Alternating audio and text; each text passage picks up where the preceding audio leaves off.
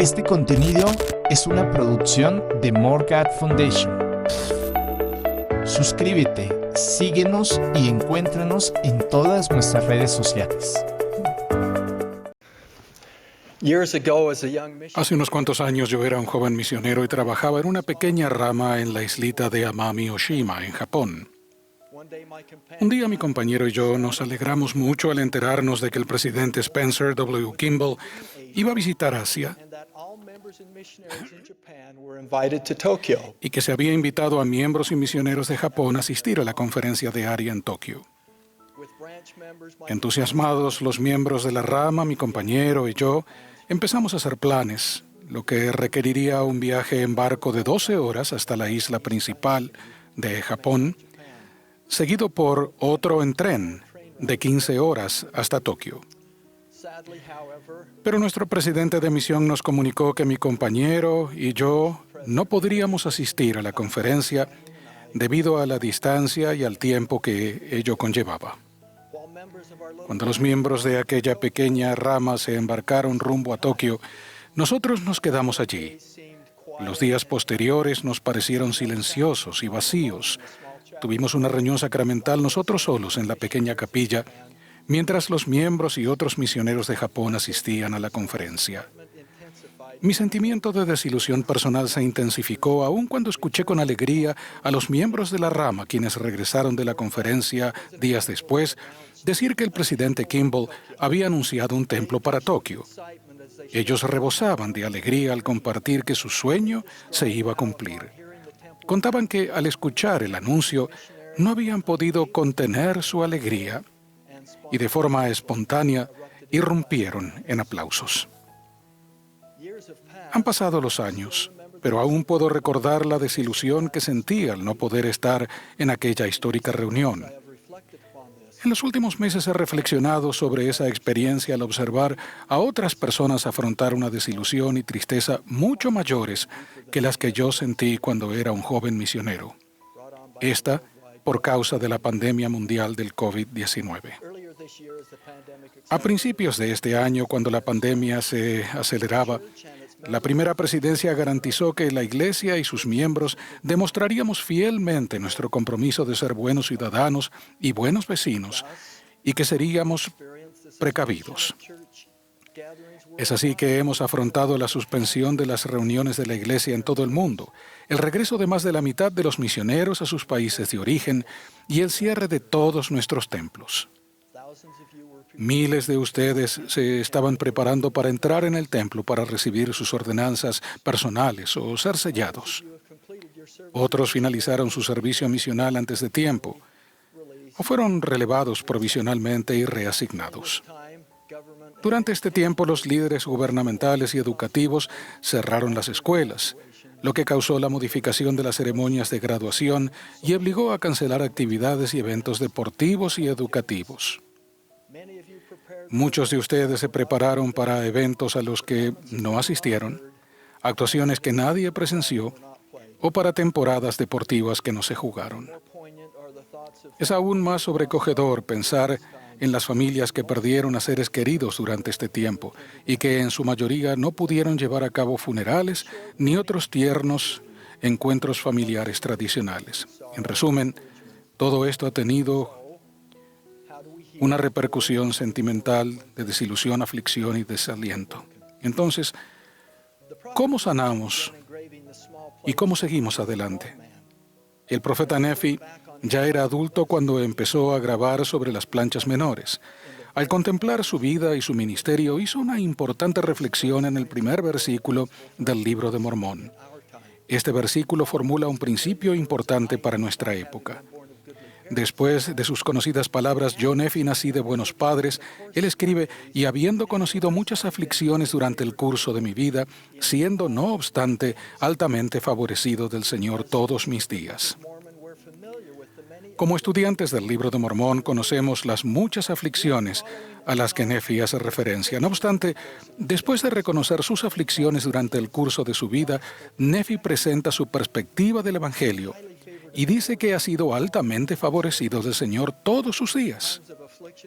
Los momentos de aflicción y desilusión no cambian la mirada atenta del Señor, quien nos contempla favorablemente y nos bendice. Hace poco mi esposa y yo nos reunimos virtualmente con unos 600 misioneros en Australia, quienes han estado más o menos confinados y restringidos por el COVID-19.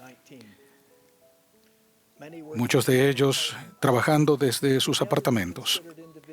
Juntos analizamos los ejemplos de personas del Nuevo Testamento, el Libro de Mormón y Doctrina y Convenios, a quienes, como a los misioneros, el Señor bendijo, a pesar de su confinamiento y restricciones, vencieron la adversidad.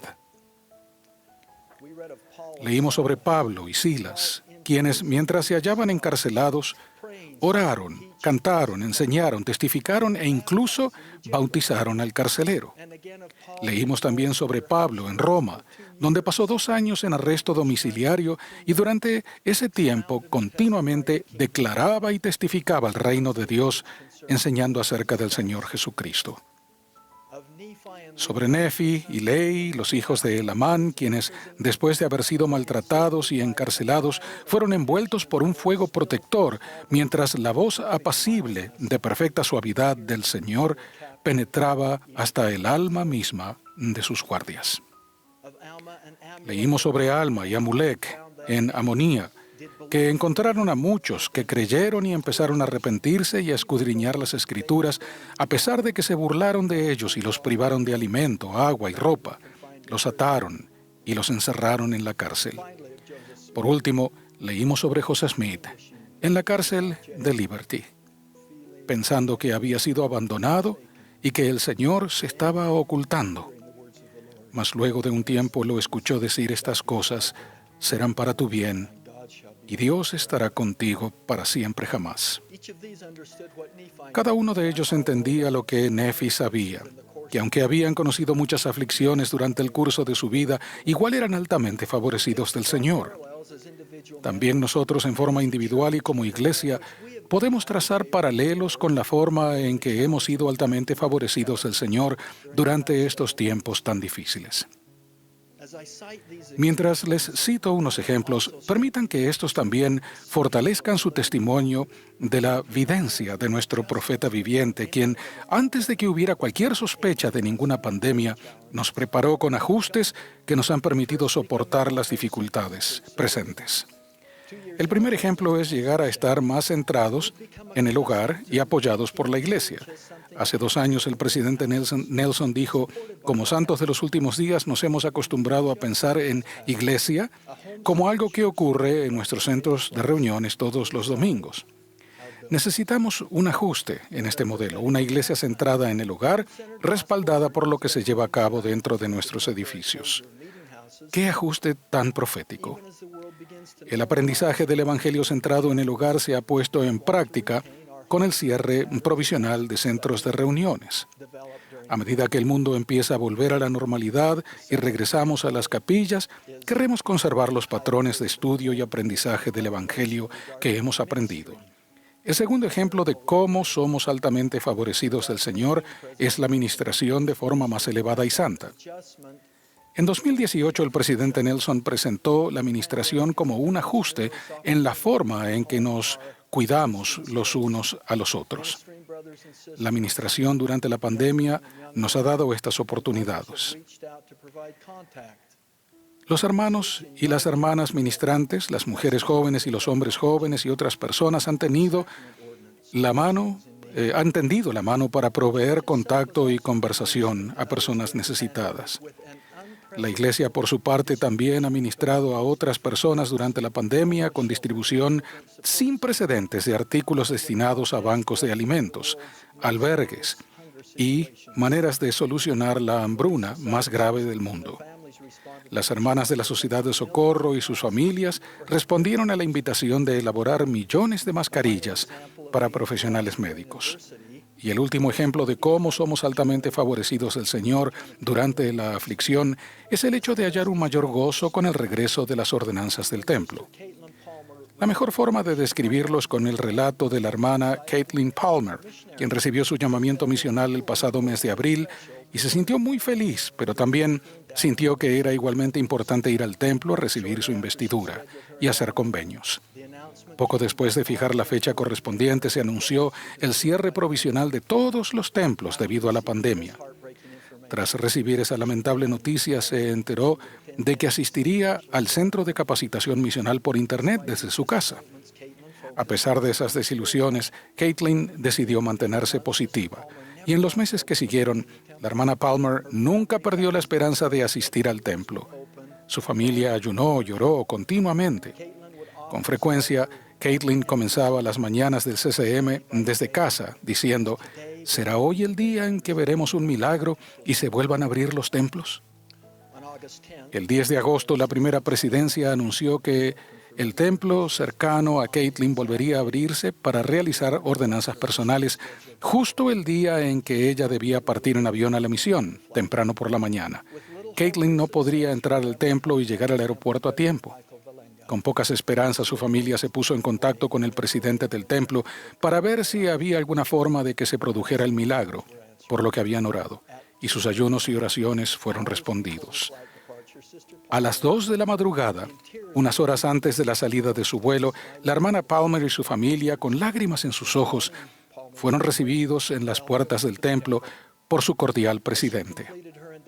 Tras recibir su investidura, se les instó a que partieran rápidamente, pues la siguiente familia estaba esperando para entrar. Luego fueron directamente al aeropuerto y llegaron justo a tiempo para que ella tomara el vuelo. Las ordenanzas del templo que no pudimos hacer durante varios meses nos resultan más conmovedoras de lo que imaginábamos previamente, conforme los templos de todo el mundo van reabriendo por frases. Para concluir, escuchen estas palabras alentadoras, entusiastas y edificantes del profeta José Smith. Uno nunca supondría que las escribió en momentos de aflicción, con limitaciones y restricciones, en una casa en Nauvoo, mientras se escondía de quienes intentaban apresarlo ilegalmente. Dijo así: ahora, ¿qué oímos en el Evangelio que hemos recibido?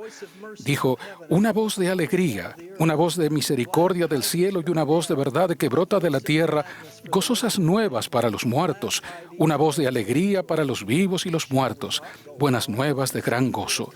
¿No hemos de seguir adelante en una causa tan grande? Avanzad, tened valor e id adelante a la victoria. Regocíjense vuestros corazones y llenaos de alegría. Prorrumpa la tierra en canto.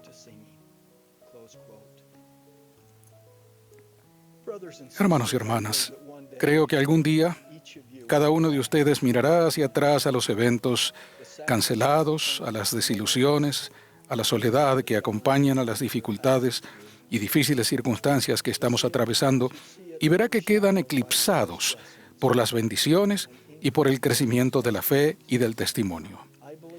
Creo que en esta vida, en la vida venidera, sus aflicciones, su amonía y su cárcel de Liberty quedarán consagradas para su provecho.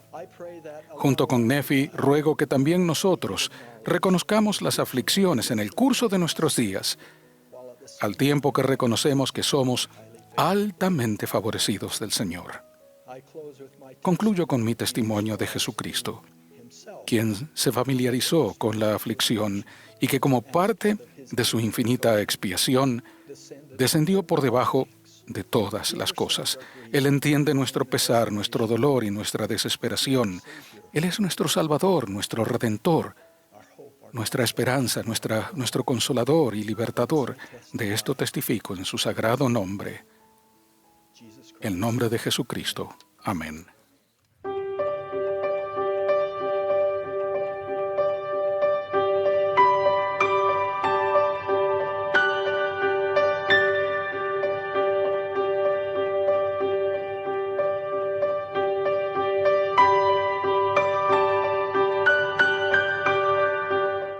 Este contenido es una producción de More God Foundation. Suscríbete, síguenos y encuéntranos en todas nuestras redes sociales.